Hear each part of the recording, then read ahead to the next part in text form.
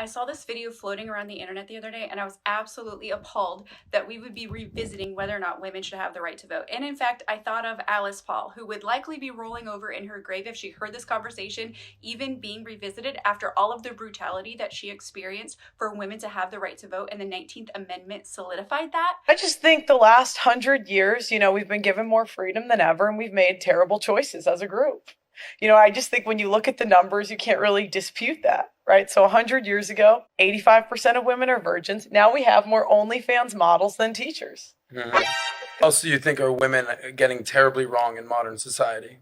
I would just say women typically want a lot of freedom without the responsibility that comes with it. I don't have any problem with, women having freedom, but you should also have the responsibility that comes with it. That's why women shouldn't vote, because they don't want to do the infrastructure jobs. They don't want to be net taxpayers, and they want to take money from men through divorce and alimony. And I think if you're going to do that, most women do, I think you should not be able to vote. Yes.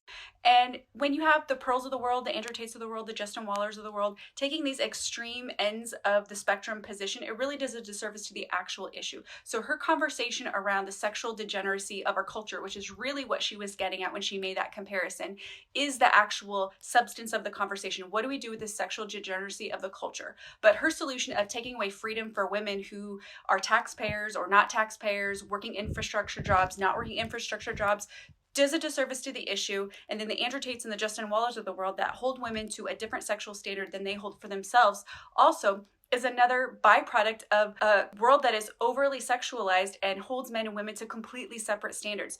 In their world, men should be able to sleep around and have no consequences, and the women that are in their lives, they want to have a low body count. So the answer to those things is not take away women's right to vote or hold women to a completely different standard. The answer is addressing the over-sexualized culture and then having the deeper conversation.